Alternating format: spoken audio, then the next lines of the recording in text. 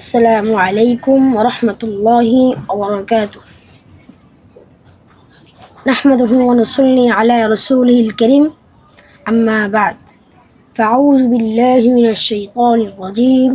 بسم الله الرحمن الرحيم. مفتاح الجنة الصلاة، أول ما يحاسب بيوم القيامة. صدق الله العظيم وصدق رسول النبي الكريم. আল্লাহ তাআলা অশেষ মেহেরবান যে আল্লাহ পাক আমাদেরকে এই নবীর আলোতে আসার বসার তৌফিক দান করেছেন। এই জন্য আমার যুবক ভাইয়েরা শুধু মন থেকে নয়, মনের অন্তর থেকে একবার আল্লাহকে রাজি খুশি করার জন্য শুকরিয়া আদায় করি আলহামদুলিল্লাহ। এই আলহামদুলিল্লাহ ক্ষেত্রে বলার তোমার লস হয় নাই বাজান, আলহামদুলিল্লাহ বলার তোমার অনেক অনেক লাভ হয়েছে। কারণ আলহামদুলিল্লাহতে 4টা হরফ 5টা হরফ আছে, একটা হরফ জবান দিয়ে বার করলে 10টা নেকি পাও, আর তুমি 5টা হরফ বার করছো 50 নেকি তুমি পেয়ে গেছো। এই জন্য আমরা আবারও শুকরিয়া করবো আল্লাহর কাছে আলহামদুলিল্লাহ যে আল্লাহ পাক আমাদেরকে এই 1 বছর পর আমাদেরকে আবার নবীর আলো নবীর বাগানে আসার বসার তৌফিক দান করেছেন। এই জন্য শুকরিয়া করবো আবার আলহামদুলিল্লাহ। তো বলতেছিলাম ভাই, অল্প সময় আমাকে দিতে পারবেন তো ইনশাল্লাহ? বেশি কথা বাড়াবো না, অল্প দিয়েই সমাধান করে দিব, এটাই আমাদের কথা ছিল। হ্যাঁ, তো যারা উঠা বসা করতেছেন ডানে বামে, তারা সবাই দ্রুত দ্রুত ফ্যান্ডেলে বসে পড়েন। না শুনলে আপনারাই মিস করবেন। আর দেমাকের ভিতরে একটু খাটান। এই দিনটা প্রতিদিন হবে না, এই দিনটা প্রতিদিন পাইবেন না। এই দিনটা আপনার কাছে খুশি খুশি আনন্দ লাগবে, কারণ এই দিনটা নবীর আরশ থেকে এসে আল্লাহর থেকে এসে। এই জন্য ভাই, তুমি যা আসে দেখো তোমার চেহারা নূর হবে, তুমি শুনে দেখো তোমার কান পরিষ্কার হবে।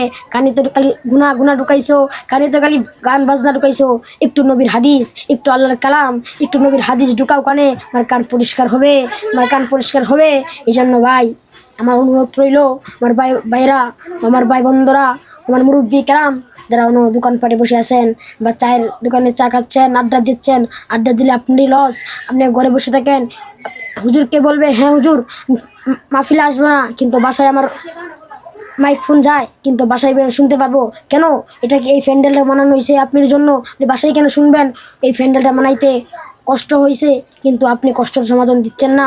আর নবী বলেন, আমার বাগানে কথা বুঝছেন, আমি উদাহরণ দিচ্ছি। আপনার 5টি গাছ লাগাইছেন, 5টি গাছের ভিতর 3টি গাছ হয়েছে ফল আর 2টা হয় নাই। গাছের বাগানের মালিক অবশ্যই বেজার হবে। এই জন্য আমার নবী আল্লাহর নবীর বাগানে লোক বা আল্লাহর বাগানের ফল কম হলে আল্লাহর নবীও বেজাল হবে। তুমি নবীকে বেজাল করতে চাও নাকি শয়তানকে বেজাল করতে চাও?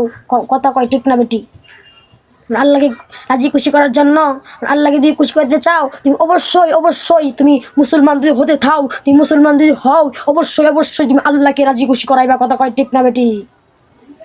এই জন্য বলতেছিলাম ভাই, একটা হাদিস নিয়ে এসে আপনাদের মাঝে। মিফতাহুল জান্নাতিস সালাহ, তার অর্থ কি জানেন ভাই? নামাজ বেহেশতের চাবি। আপনার ঘরে তালা মারো, চাবি ছাড়া যাইতে পারবেন না। তবে আমার আল্লাহর জান্নাতে আপনি যাইবেন, কিন্তু আপনাকে চাবি নাই, চাবি ছাড়া ঢুকতে পারবেন না। আপনাকে চাবি থাকলে ঢুকতে পারবেন। হ্যাঁ, তুমি এই চাবি কীভাবে কামাইবা? তুমি নামাজ পড়ো, 5 ওয়াক্ত নামাজ পড়ো, রোজা রাখো, আমল করো, একটু অন্তরের ভিতর গুনাকে দূর করো। অন্তরটা গুনাহ করতে করতে কালো বানাইছ, পাথরের শক্ত বানাইছ, অন্তরটাকে সাফ করো। আজকে থেকে এখান থেকে তুমি তওবা করো, আর কোনোদিন নামাজ ছাড়বা না। এখান থেকে তুমি তওবা করো, আর কোনোদিন হারাম খাইবা না। এখান থেকে তুমি তওবা করো, আর 1 ওয়াক্ত নামাজ বিগাই দিবা না। কথা কয় ঠিক না বেটি?